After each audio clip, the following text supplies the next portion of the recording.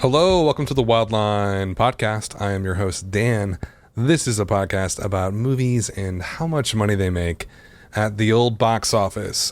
Today is going to be kind of a little bit of a special show.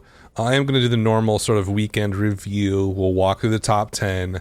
But I am going to spend a little bit more time today on the Oscar movies, just because the Oscars are, about to start here in a couple hours, and I want to talk about a little bit about their box office performance and a little bit about the odds and who we think is going to win. And so we'll do that a little bit later in the show. But first, let's talk about this weekend. It is the weekend of March 2nd through the 4th. Let's walk through the top 10 and see what happened. Coming in at number 1 this weekend, I think is a surprise to absolutely nobody. Black Panther. And these are, again, I always say this, I feel like I have to repeat it. The numbers that come in on Sunday are estimates. The Friday and Saturday numbers are actuals. The Sunday number that they add to this is an estimate, because obviously nobody can tell what a movie's going to do tonight or today right now. So this is sort of a very, very highly educated guess on how it's going to do for the weekend. The actuals will come out tomorrow afternoon, usually around noonish or 1ish. But in terms of the estimates, Black Panther is number 1 this weekend with $65.7 million. A wonderful 41% drop. I mean, that is, I don't know, it's just sort of outrageous that it's having that low of a drop. And I sort of like, when I'm talking about Black Panther, it's hard to talk about it just a little bit, just because it is so abnormal to what we're used to when we're talking about the box office. No one expected it to do anywhere near this well. Total gross at the end of today will be over $500 million domestically, which is a number that was never thrown around by anybody. I don't care if they were the biggest fanboy in the world for MCU. No one in a million years thought that Black Panther would be crushing $500 million at the end of its third weekend, right? That is the biggest take right now. It's second MCU all time right now, and it's only in its third week. So I think there is a good chance it will, with a drop at 40% in its third weekend, like, let's be honest, it's going to give Avengers a run for its money for the number 1 MCU movie of all time. I get the feeling that March is kind of tough. Like, there's a lot of stuff coming out. But I get the feeling that Black Panther is not going to slow down. And to me, it seems like, it could get up there into the low to mid 600s. But I'm telling you, if the drops stay in the 40% range, it's going to beat Avengers. It just has that sort of feeling to it. Like, last week was a 44% drop, which is insane for a movie that popped off as much as it did its opening weekend. And its third weekend, only a 41% drop. And my guess is they're probably also undercounting this Sunday. They've done that the last couple of Sundays, I believe. So, Black Panther is a runaway success. It will change how MCU works over the next 3 to 5 years. I do think Black Panther will be a focus of that cinematic universe moving forward. Some people were saying before, like, the Black Panther could be the new Iron Man. I laughed at that. I thought that was a stupid thing. I thought, like, there's no way. That's like saying Ant-Man's going to be the new Iron Man, like the center of a whole multi-billion-dollar cinematic world.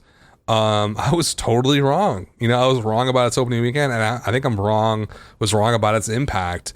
This performance is so good that it will have to rearrange how MCU works. Obviously not with the new Avengers movie coming out in about 2 months now, or a month and a half-ish. But I think moving forward, they're obviously going to greenlight the new Black Panther to come out in, I want to say 2020 probably. And then they're probably going to add more content with Black Panther in the second Avengers movie, which comes out in 2019, I think May. But for all intents and purposes, because of this amazing performance by Black Panther, I think that character now is the core of MCU moving forward, which is not something that I had even considered 2 months ago. And I definitely mocked and ridiculed people who said that. And now I'm eating crow and I'm the idiot, which is not the first or last time that's going to happen. And so in terms of what it did this weekend, $65 million, 65.7 to be exact, is the estimate, breaking the $500 million mark, adding more theaters, added 64 theaters this weekend. It's on more theaters now than it was at its opening weekend. It's on 4,843 theaters. Per theater average is a very healthy, of course, $16,000 per theater. And we'll see where this goes. I feel like the data that I'm seeing right now is that this thing is not going to slow down. There is nothing really coming out, and I'm just taking a look at the release schedule. Its biggest competition, I think, is going to be Wrinkle in Time. The reviews for that are universally pretty terrible. So I don't think Wrinkle is going to pop off that much. We're probably looking at $40-50 million tops opening weekend. So Black Panther pretty much has free reign. And then Tomb Raider comes out on March 16th. Who knows how that's going to do? People are all over the board with predicting that film. I think it's might run into a little bit of trouble the weekend after Pacific Rim Uprising comes out. Sherlock Gnomes comes out. Those aren't massive films, but I think they might take a little bit away from the Black Panther audience. It really does not run into a juggernaut until March 28th when Ready Player One comes out. Opens up on a Thursday there. Or actually, I guess it opens on a Wednesday. I can't tell by this chart when it is opening. It looks like it's on the 28th, Wednesday. So it does have a decent sort of wide openness depending on how these Tomb Raider does, Pacific Rim, and Wrinkle in Time. Those are the big three movies coming out over the next 3 weeks. If those don't pop off, Black Panther pretty much has clear runway all the way till April. And that's when we're looking at that Avengers record, right? Like, I'm almost positive it's going to break into the low 600 million. It doesn't seem like it's going to collapse anytime soon. The question is, how high can it go? 600 million would be just about a 3x multiplier already. We'll see. We'll see if it can hold on here and crush March like it did February. My guess, my gut says that it will, and that it has a fantastic chance of beating the Avengers and becoming the number one MCU film of all time, which is honestly amazing. It's been a really interesting film to follow.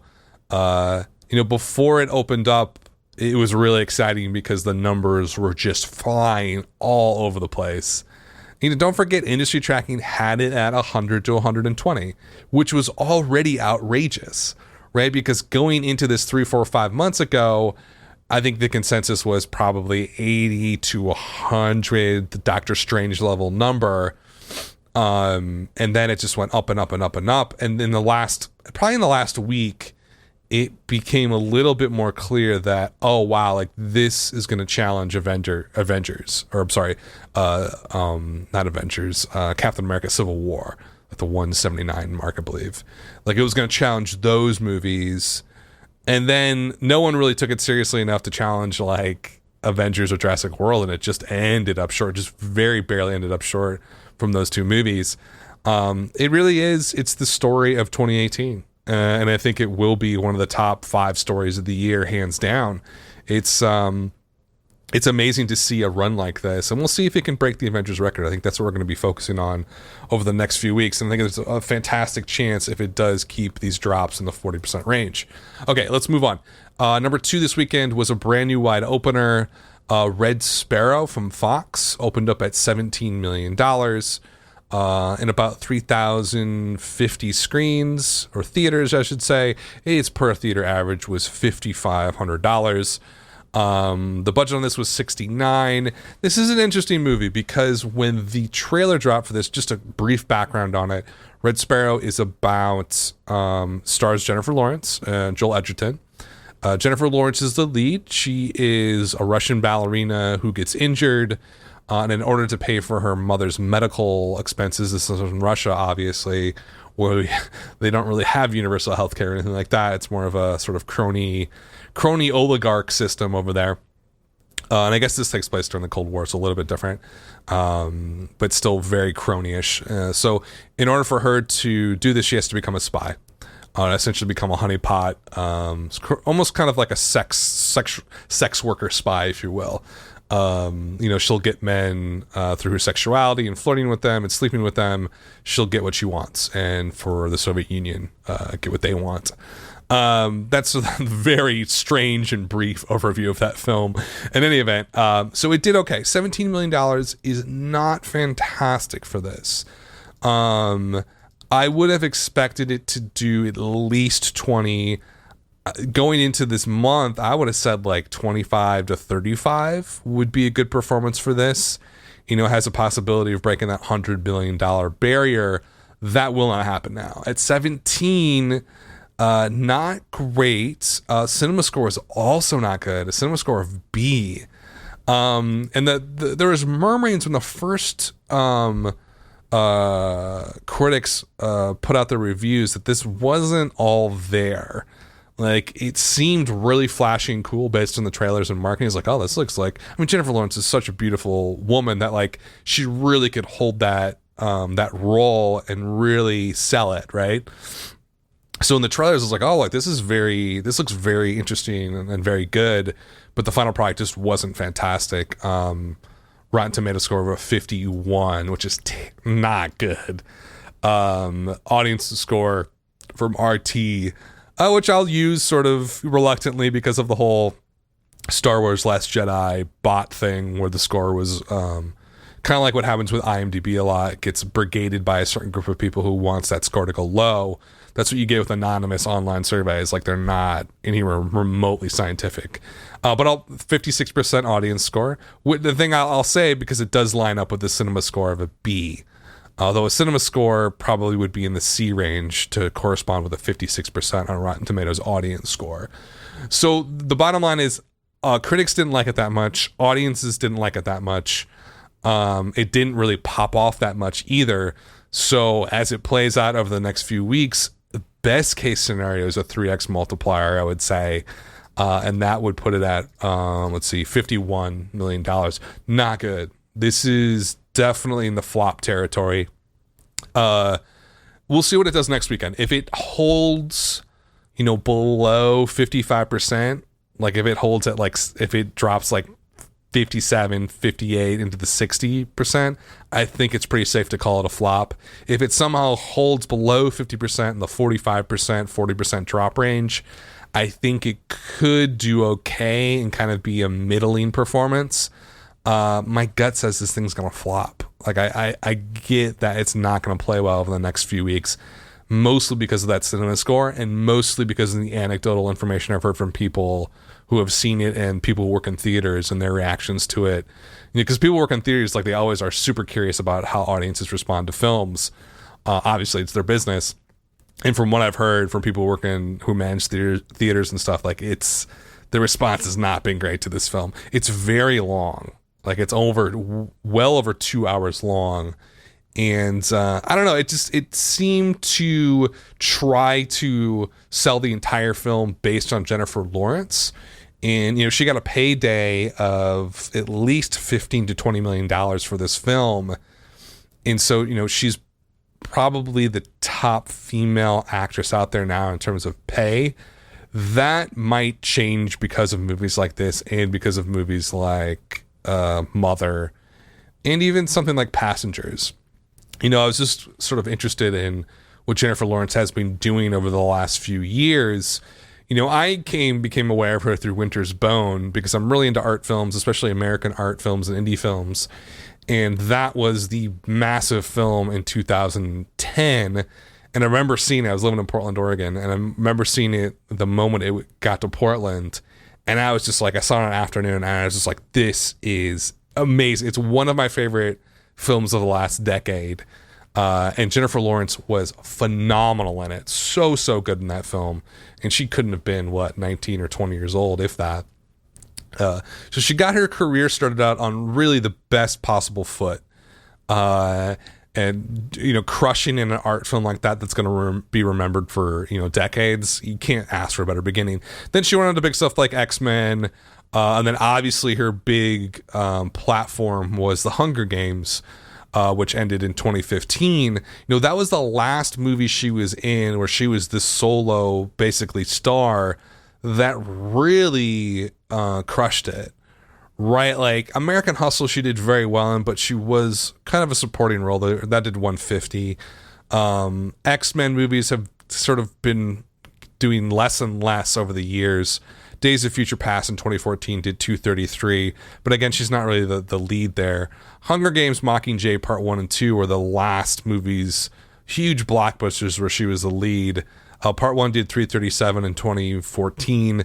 Part 2 Mockingjay did 281. This is domestic, of course, in November of 2015. So we're talking about, not 3 years ago, but more like 2.5 years ago. That was the last movie she did where she was the solo star that made, like $150 million or over that. She did Joy also in 2015, flop. Definitely a flop. Only did $56 million. Opened at 17, just like Red Sparrow. So, she really has not moved forward all that much in her career. She was an X-Men Apocalypse, but sort of phoned it in that movie. That did 155, but it doesn't really count it because she wasn't the lead. I think Passengers, Joy was sort of the canary in the coal mine. And I'm not saying Jennifer Lawrence's career is tanking. I'm not saying that. What I'm saying is that she has entered a different phase now, right? And she was on Colbert this last week, and it was one of the strangest interviews I've ever seen on his show. He is already a super awkward interviewer, not a great interviewer at all. He just does not know how to talk to people and make them comfortable and let their guard down. He does the exact opposite. Colbert puts people on edge, which is the worst way to interview people because you're never going to get good answers out of who you're talking to. That interview where I guess they were drinking vodka or bourbon or something, and I don't know, she just seemed very loopy, and it was probably a PR thing maybe to signal that she's sort of moving away from acting. And she said she's taking a break after Red Sparrow. This is sort of it for a while. She's going to focus on activism, I think, and politics, which is cool. More power to her. But she's had, her run over the last year and some hasn't been great.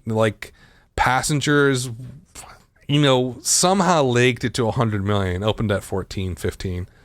Somehow legged it to 100 million. Not well received from people at all. And then she had Mother come out this last September, which was just the biggest shit show ever.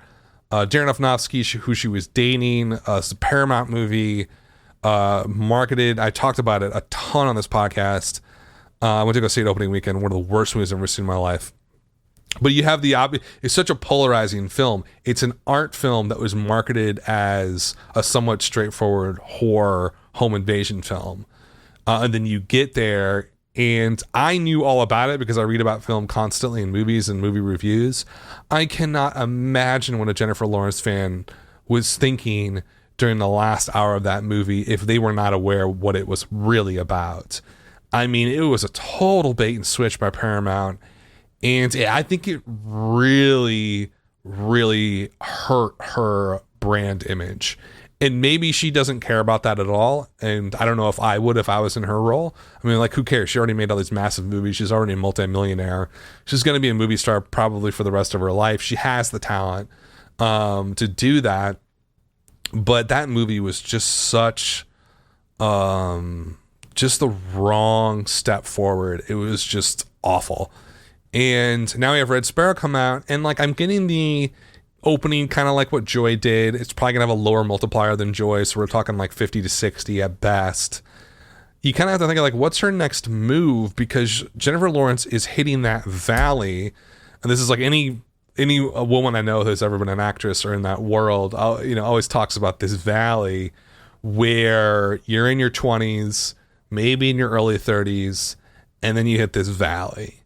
Right. And a lot of actresses aren't able to cross that valley very well until they get it to their 40s and 50s and still act. A lot of women drop out of the industry in their late 20s, early 30s, because it's a different world for them. And I know that sucks and it's super sexist, but that's the way the industry works. A lot of it is done on a very particular look for women, and if you don't have that look, then you may not get cast. And so I feel like Jennifer Lawrence is sort of entering that phase now in her career, and she's decided to take a step away from it, which I think is an interesting move. Like, maybe she was aware that things haven't been going all that well with her movies. I think she's artistically getting a little bit sort of, I don't know, just sort of like frustrated and not able to connect with audiences the way she was when she was younger. You look at the stuff she did like a long time ago, like Silver Linings Playbook, which was 6 years ago. You know, obviously Winter's Bone that I talked about, but even like American Hustle, like she wasn't amazing in it, but she was very, she was good enough where it really attracted attention. And people were like, wow, like she's a great actress. You don't really necessarily see that in Joy. You certainly didn't see that in Passengers. In Mother, I will say about Mother, she was very good in Mother. It was that movie was just a fucking train wreck all the way through, and so it didn't really sort of like, it was a double-edged sword for her. And Red Sparrow, it sounds like she's good, but maybe not the right movie or platform for her. So I think, the story of Jennifer Lawrence, Red Sparrow is not a great movie. It's not going to do very well at all. We'll see if it's kind of officially a flop. I think if it goes sub 50, it's definitely a flop. It would have to hit the 70 range for it to be somewhat successful. My guess is it might land in the middle there. But for Jennifer Lawrence, she's taking a break. I think her career is going to go pretty quiet here for the next couple of years or few years. And I could see her come back as like a producer or a writer or maybe even a director, or maybe she steps back in front of the camera. You never know. You never know what's going to happen.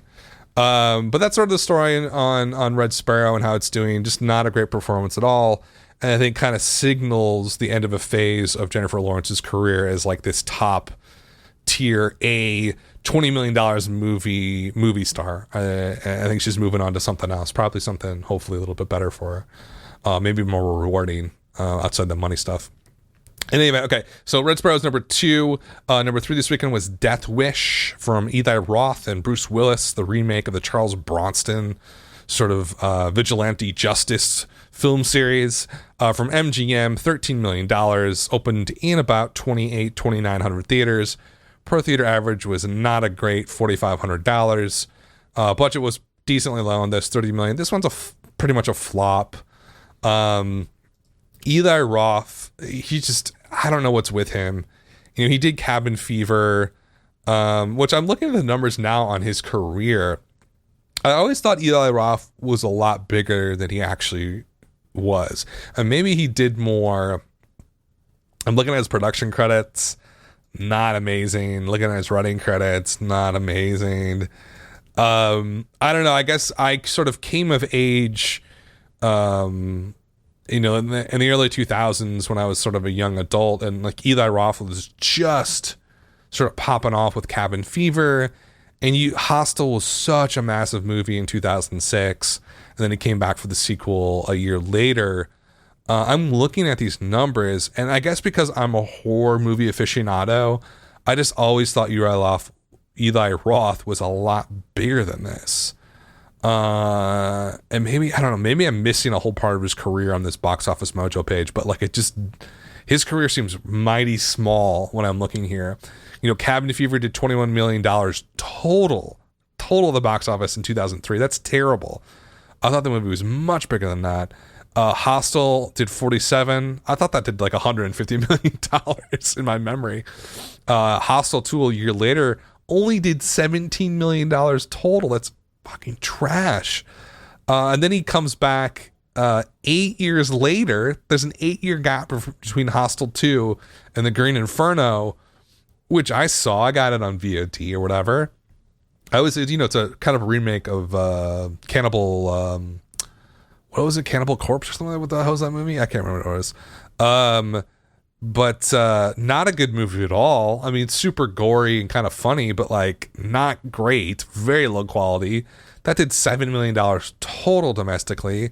Knock Knock, which also came out that year, only did $36,000 at the box office. So Eli Roth has had a very up and down. He got a massive start early in his career with Cabin Fever and Hostel. Two, maybe not monster hits, but two good hits in the horror subgenre. And then he just disappeared. And he came back with Death Wish this weekend with Bruce Willis. And it just did not do very well. And it's, it's opening up like those January genre picks that came out, like Den of Thieves from STX with the Heat knockoff. It's opening like a genre pick in the winter. And when this trailer dropped, it seemed like a $20 to $30 million opener. And now it's going to be lucky if it hits $30 million total. Well, maybe not. I mean, if it has a 3x multiplier, it should hit about $35-40 million. But just not what you want to see from a movie like this. And you're thinking, okay, I thought Eli Roth was a lot bigger. He's not. He's had a really kind of shitty last decade almost. What about Bruce Willis? Bruce Willis is the star of this movie. Growing up, Bruce Willis was always one of the biggest movie stars. But I was looking at his history over the last few years. And, I mean, what has he done really?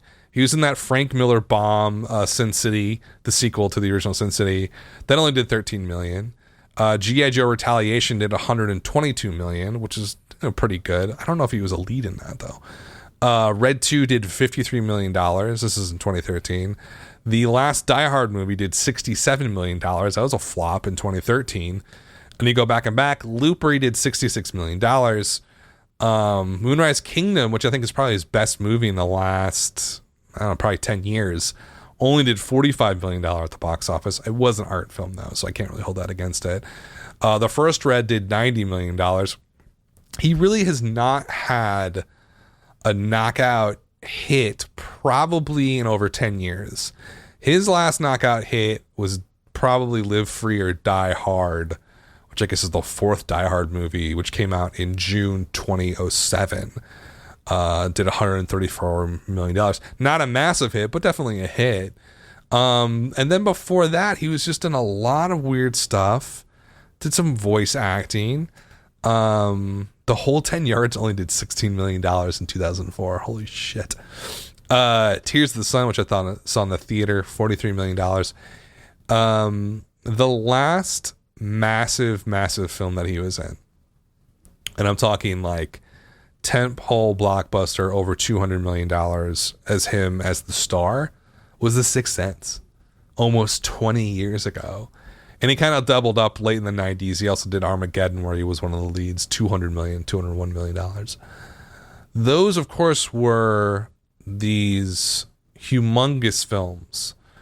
But he really has not been in a movie like that since. Now, he's had an interesting career. He's chosen some interesting paths. He did movies like Looper and Moonrise Kingdom, which are a little bit more on the arty side of things. Obviously he was in the Unbreakable, so he worked in M. Night Shyamalan again, and that did okay. But I'm talking the last 5 to 7 years, he really has not had a breakout blockbuster movie.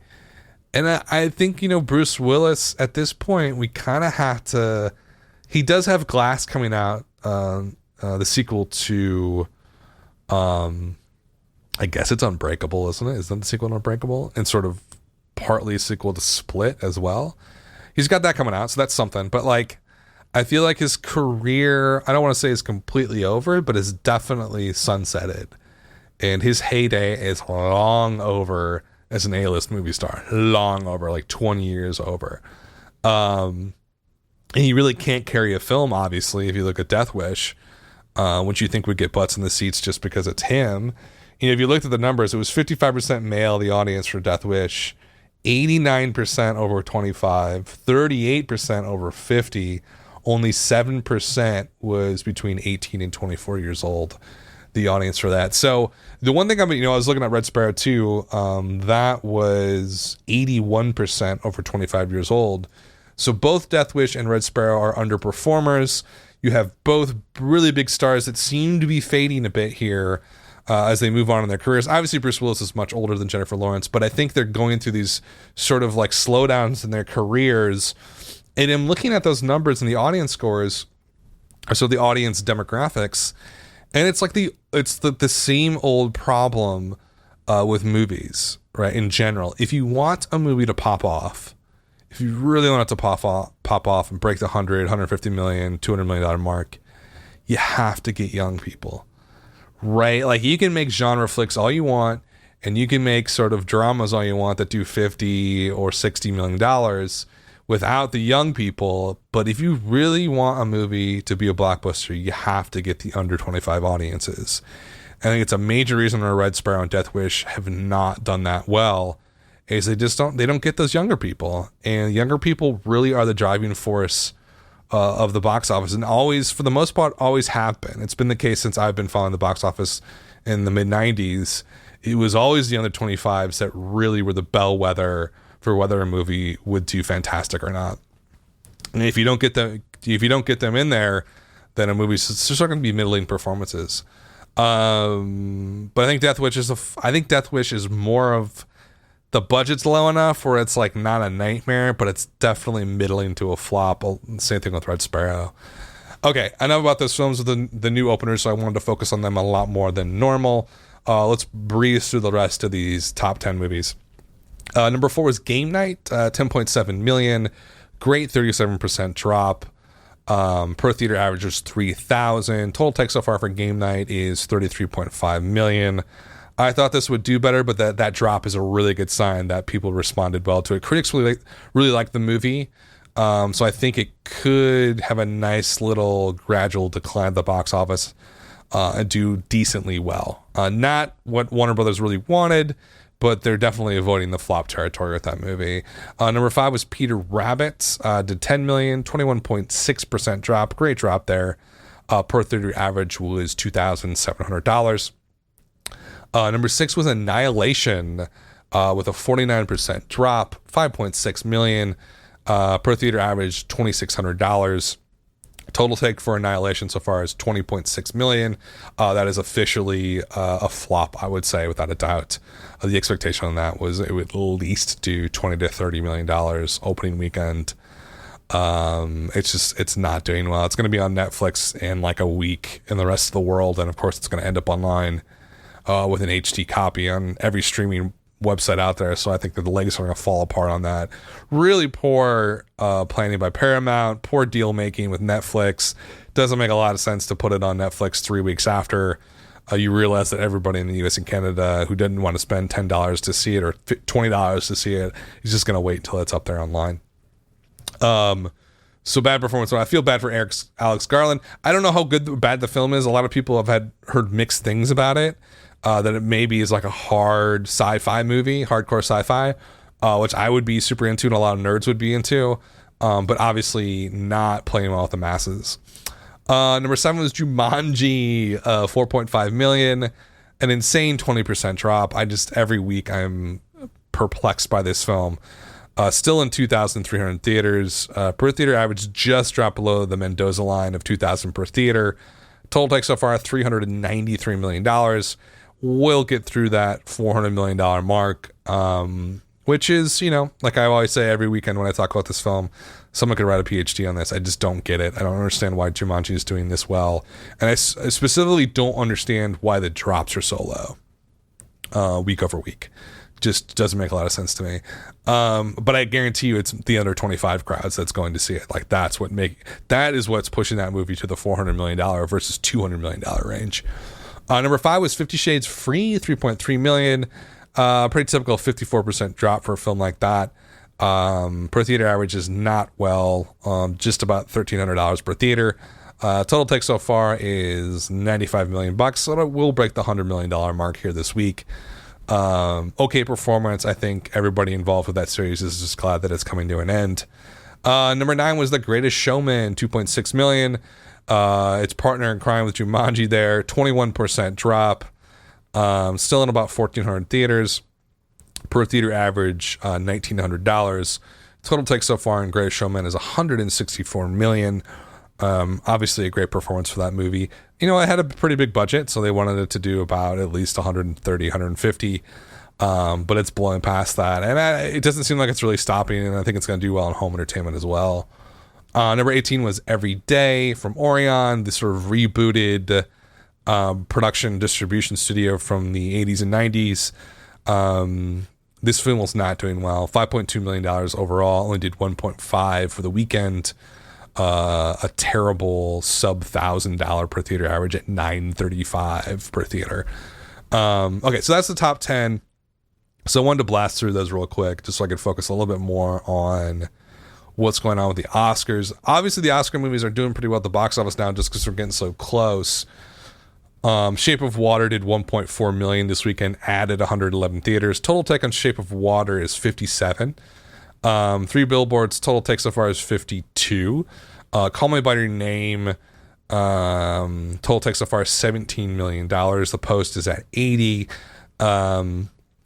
It's like everything outside the top 10, the first like 10 movies are all Oscar movies, which is cool. Phantom Thread is at $20 million total so far. Darkest Hour is at 55. I, Tonya is at $28 million take so far. Lady Bird is at 48. And that's most of all. I love how all those Oscar films are right next to each other. So, what's there to say about the Oscars? The Oscars are coming out, they're coming out today. I was looking at the betting odds for everything, and there's some pretty clear favorites. I think if we just start out with Best Picture, the favorite based on, and the betting markets for all intents and purposes, you can put as much value as you want in them. Money is going back and forth, so people do take it pretty seriously. So they tend to be a really good barometer of what people are thinking worldwide about something. Doesn't mean that they're necessarily accurate. You can't predict the future, but it is, I think, a mirror of what people are feeling about the favorites for these films. Right now, Best Picture looks like it's going to go to, the consensus is that it's going to go to 3 Billboards, which I think is kind of, I don't know, unfortunate. I think 3 Billboards, I've been fighting with my friends about this film back and forth like the last 2 weeks. I absolutely despised it and thought it was terrible. A lot of my friends thought it was fucking brilliant and fantastic. And I think that's a very common response to that film. It's like either you loved it or you absolutely hated it. I have not seen a lot of reactions in between, but it is the favorite right now to win. You're looking at odds like bet 10, get 11 back, almost 1-to-1 odds. Shape of Water is in second in terms of the betting markets, and then Get Out, and then Lady Bird. My personal bet right now, just sort of, obviously I do this podcast, so I've been looking at this stuff for the last few months. I think Three Billboards is sort of been inflated in terms of its reach or influence on the Academy voters. You got to remember the people who are voting for this are film people, right? They're entertainment people. They live in that industry. It is not a popularity contest. And the responses that I've heard about 3 Billboards have not been good inside the industry. I feel like people inside the industry have a BS meter for certain things that the normal moviegoer doesn't.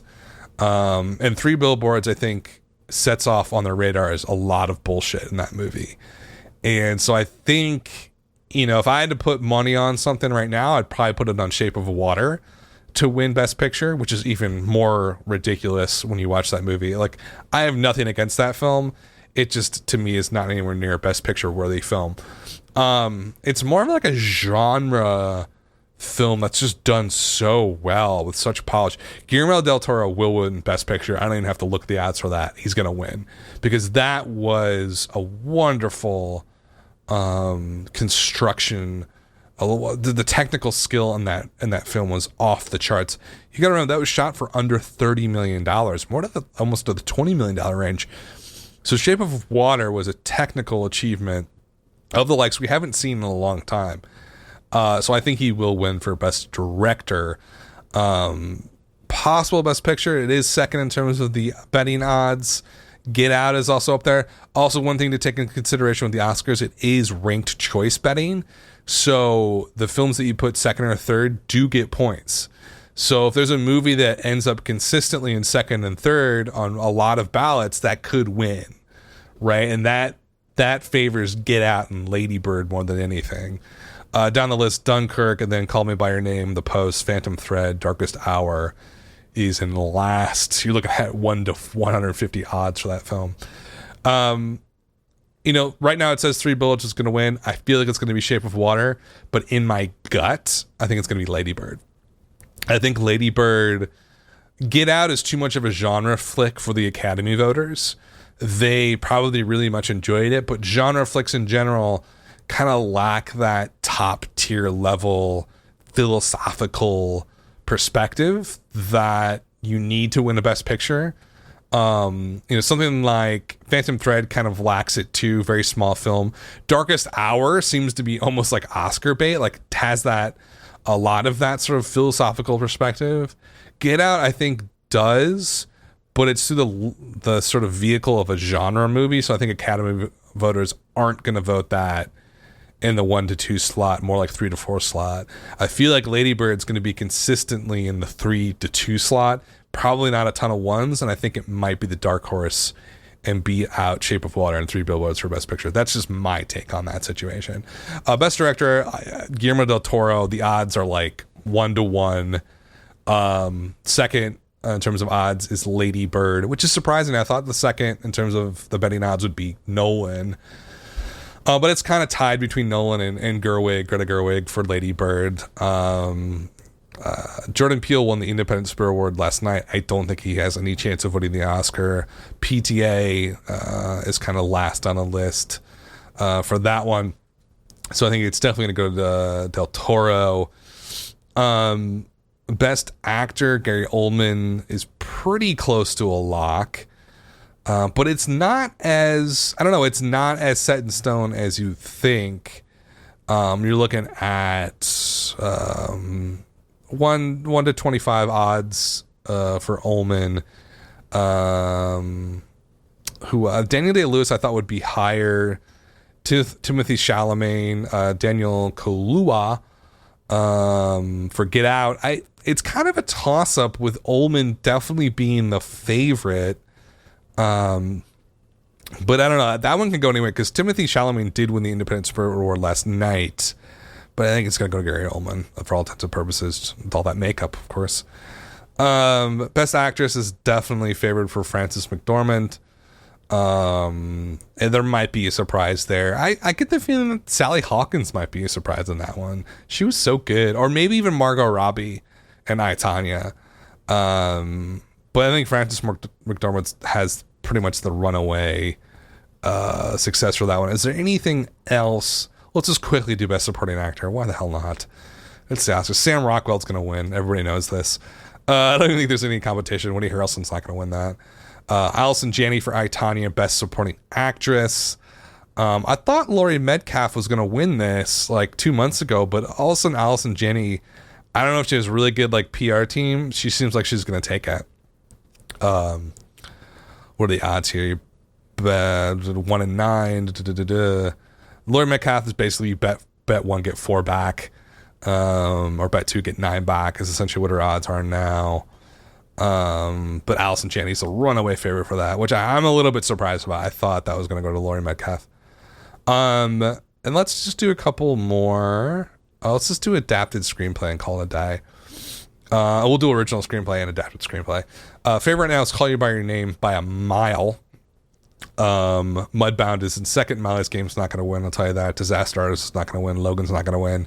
Call You By Your Name has that essentially locked up.